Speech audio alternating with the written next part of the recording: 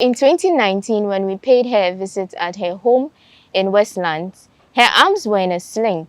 She could barely move them around, and she was actually getting ready for a surgery where a metal would be fixed in her arms. Today, it's fixed and she's much better. She's here to share her story with us today, again, because a lot more people are still suffering her fate. Our guest today on this edition of Ghana Web's Road Safety Campaign is Priscilla Akle Planch. In 2019, you could barely do anything. Your mom and family were practically assisting helping you. me with everything. Yeah. How have you been since then? Well, by God's grace, we were able to have the surgery. We were able to raise the funds for the surgery with your help. Thank you very much. And then we had the surgery in September 2019. It took some time for healing, but now I'm good by God's grace. Okay. 98% excellent. Okay, so say in 2019 you couldn't you had to basically be helped to wear your clothes, to move around. Now what extent are you okay now when you say you're okay? So the effects of the incident and the injury made me incapable of using my left hand. So I couldn't use my left. I couldn't do this. I couldn't. It was like broken. So it was in a sling and a POP and in a sling. But now, by God's grace, because of the implant, I suffered from radial palsy after the surgery. That means I lost control of my nerves. Okay. But with a lot of physio, now I can do this. But it just left a little for me to do this. Okay. But I can use my hand. I cook, I wash. So 80%, you're okay. Yes. That's really great to hear. Thank you. We just want to do a little flashback of how the whole accident happened. It was in 2013. Yes, right? 2013. So take us back. Just cast your mind back. What happened on that day in the Volta region? Yeah. So I had just finished my degree at the University of Ghana, and I just landed an exciting job. And as part of my duties, I was supposed to travel around the country. So we started with the Volta region. We're on contract to distribute some items, and I was in charge of the project. So it was very tiring because we'll travel, distribute, settle. So on one of the journeys, when we reached Peve Mountain, our driver lost control of the car, and we just drove almost entering the valley. So it was just a tree stump that blocked the car, and I was at the front seat. So the impact of the tree stump in the car is what caused the injury. My left hand got broken, my left leg also got broken. Yes, and initially we thought we were going to just fix a POP and we are done. But we went to St. Joseph's. I was taken to Chafaga, that's in the Volta in Ho, and then I was told that my injuries were too complicated. So I was transferred to St. Joseph's in Koforidua Eastern region the next day, where they did the first day. They did the first surgery on my arm and first surgery on my leg, and there were complications still after. So they did another one on my leg and a second one on my arm. So that was 4 surgeries. After that, there were still complications in my arm. The injury to my arm was in the distal part, that is the ending, getting to the elbow. And it wasn't a clean break. It was like a complicated break in many places. So they were having issues fixing it. So at St. Joseph's, I had 4 surgeries. And then I was able to manage for a while. After that, I was transferred back to Accra. I was home. But there were still complications because my arm developed a false joint, meaning that the healing hadn't gone on so well. So some tissue had formed in between the bones that were broken. So you see, I moved my hand, and instead of my elbow, there's another joint moving. So we had a 3rd surgery at Kolebu.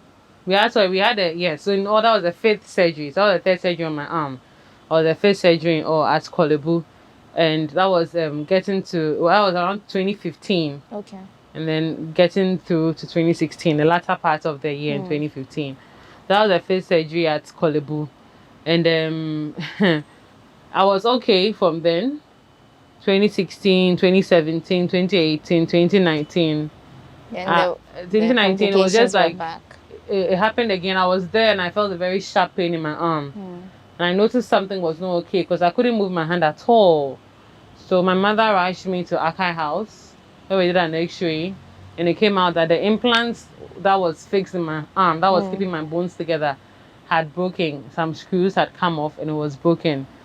So that's what led me to fundraise and then go do a surgery in South Africa. That was the sixth That was surgery. the sixth surgery on my body and the fourth surgery on my arm. Yes, I mean the whole process. For the first four surgeries, I was in the hospital for close to a year. So it also was practically my home. I had a lot of support from friends, family, from my church, then Redeemed Baptist Church, from my friends from school. It wasn't easy. Psychologically itself, it was not easy because Can imagine. yeah, walking one day in your heels, you know, And feeling then all another. awesome. The wind is blowing your hair, and then next year you are using crutches. I used crutches for 2 years. Wow. It was very, very. I don't know what word to use, but it was a whole different experience. A humbling experience, yes. And I learned a lot. I mean, through that, there were positive things that came out because I started an NGO to help people. And then right now, I'm not using crutches. I'm very fine. Yeah. Yeah, but I mean, that whole experience was that it was just because of a mistake that we made. Okay, talking about a mistake, you mentioned that the driver veered off the road. Yes. Was it that he was overspeeding? What exactly was it? What caused that accident? So, let me just put it plainly. He dozed off. Wow. We were traveling at dawn. We left home at about 2 something. The accident occurred around 3 a.m. So he was very tired from the previous night. But he didn't communicate that. He was very okay that he could drive. So I'm saying it was a mistake because maybe if we had insisted that, oh, you may be tired, so let's leave later in the morning, maybe some things could have been averted. Yes, averted. But he dozed off. So what happened was, you know, the Cover Mountain meanders is not a straight, so it's like you're climbing like that, like that. So when he was about to come out of the mountain to enter into the township, I think there was a car coming. So the car flashed its lights. So it woke him up. So out of the confusion, he veered off, lost control. And there were things in the car. So the car was a bit heavy. So when he lost control, there was nothing he could do about it. So then the car entered. But you were not sleeping. Honestly, I actually did doze off, to be honest, because I was tired myself and I had been woken up. It was a car full of tired people. I know, right? It was a car full of tired people. And if probably I was awake at the front seat. I think I dozed off just about 2 minutes into the whole thing happening because when I looked at where I last saw and then where it happened, you could tell it wasn't even 100 meters. It was just like a very short distance. So what was your initial reaction when you saw the car veering off? What was it like in your head? So I didn't see the car veering off. All I saw was, okay, this might sound funny, but you see how in the cartoons there's like slow motion and like things are flying? It was literally like that. I woke up seeing myself in the air, seeing pieces of glasses around me, and then and then I blacked out. So I blacked out, and then I woke up to one of my colleagues screaming, "Jesus, Jesus, Jesus." And I woke up and I was like, what is going on? When I woke up, I didn't know that my hand was broken and my leg was broken. So I woke up and the driver was running up and down, making go for bow. And I was like, so I was trying to like understand what was happening. Figure out what was happening. Then I was like, oh, let me try and come up. You see, to me, I had raised my hand, but my hand was still dangling. So I was like, oh, my hand is broken. And the pain didn't come then because I was now realizing what had happened. Then I looked out and realized that if I was trying to come out, but then this is me and this is literally the valley. So if I push myself out, I'm going to roll and I can't even see the end of the valley. And then suddenly, then I still didn't know my leg was broken. Okay. So I actually started panicking. So the first point of call was to Jesus. I just started praying. And I think that is what helped me, because after praying, then I felt a bit calm. Then as if it wasn't enough, the battery of the car also caught fire. Wow. So here we are trapped, 3 a.m. in the morning. The driver is really confused. Another colleague is injured. The last colleague is just so confused as well. In a zone with no people, nobody is coming to our aid, and our car has caught fire. So I'm like, wow, am I coming to burn here? So I prayed again. The driver then gathered kukudro. Some I don't know how to. You gathered some courage. Gathered some courage. And then came, like, the battery was what was catching fire. So he removed the plugs and carried the battery out. So that stopped the fire. And then shortly after that, I mean, I had no measure of time then, but I know that shortly after that, a bus of a Kufuor bus with traders that was heading to Who got stopped. to the scene. Okay. And then people came. So in carrying me out, that was when I noticed that my leg was my left thigh was broken, because they tried moving me and then it wasn't going at all. So how did you eventually come out of the car? They carried me out. They carried away, about 3 or 4 men. The whole thing, as it was happening, it felt like a dream. They carried me out, and then there was no ambulance. So it was a police car.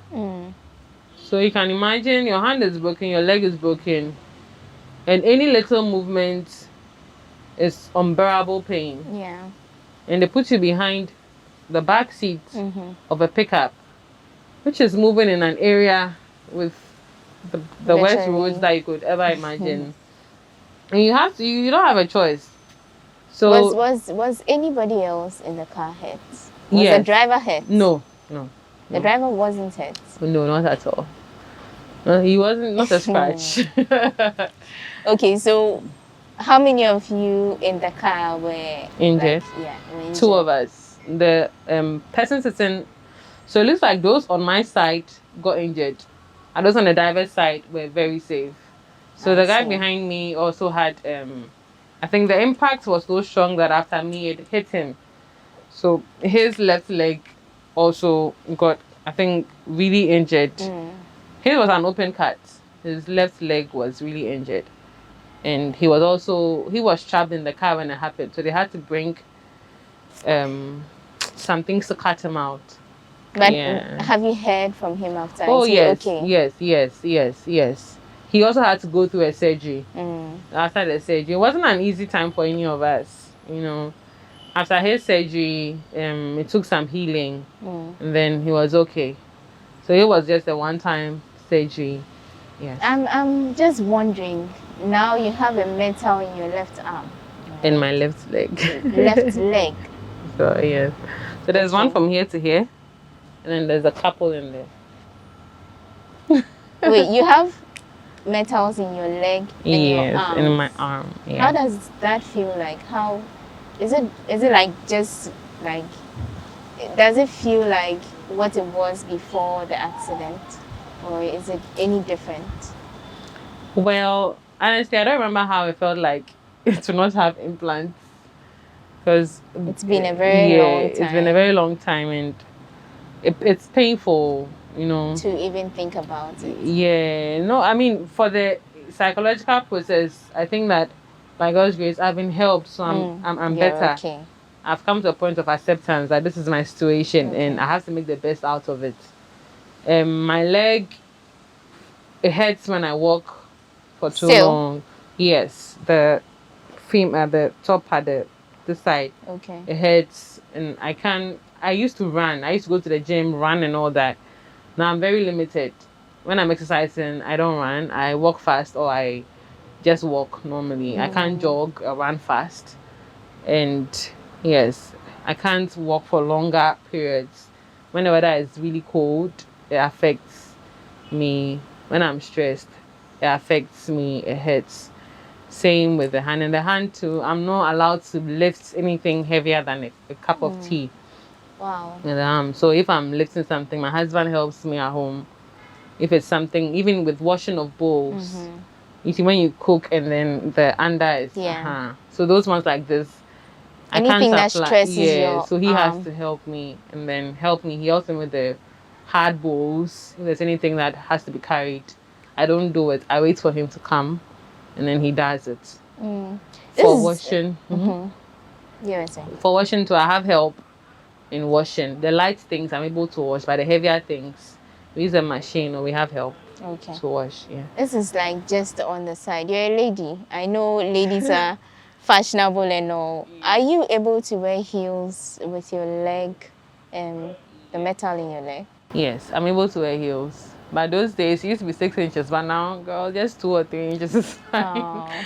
Can't go. Because what if you make a mistake and you fall down? Slip. You can't slip and fall. If you slip and fall and you fall on your hand, that's another complication. I'm talking about another 100,000 Ghana cedis. Where are you going to get that from? So I only wear heels when it's very necessary. And even that, I'm very careful. And immediately I'm done with whatever function, I have my lawyer, which is my slippers in my bag. I change. No stress at all. Way to go. So, I mean, like a lot of people every day, the statistics are crazy. So many people, even from January to March, like about 700 people are already dead. Dead. Not talking about injury. And so, like every day, people go through accidents. What do you think is wrong with the system? Wow, that's a deep question because there's a lot of things wrong. It's both on the side of leadership, as in those who are responsible for our roads, and also some come from us. From us, the carelessness, our inability to pay attention to the simple rules that will save us on the street. When I was coming like this, one motorcycle crossed us.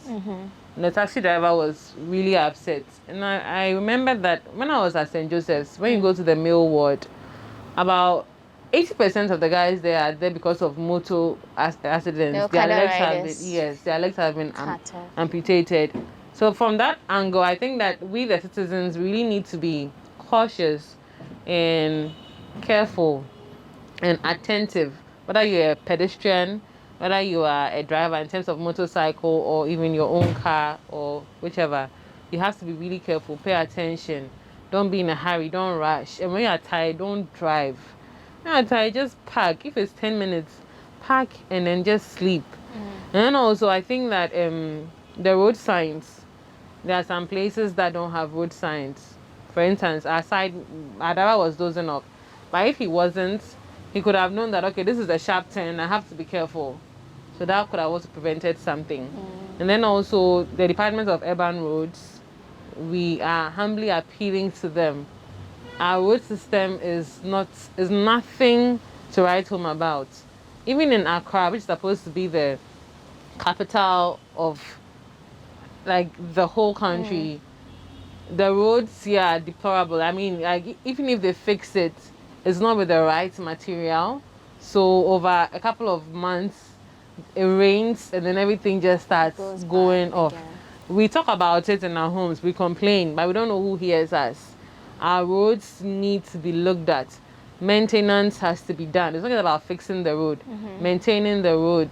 So, I mean, in my humble opinion, I think that we are all stakeholders. We the people who are using the road, and then those who actually make the road for us to use. For this to end, both parties have to do our part. Yes, we both have to do our part. I think you said it all. I was actually going to ask you what you think the solutions are, but you said everything in one. And for you to go back to this whole conversation, I'm sure it took a lot, and we appreciate the time, and we appreciate you sharing your experience all over again with us. Welcome. Thank you, Priscilla. Welcome for coming to share your story. Welcome, and thank you for having me.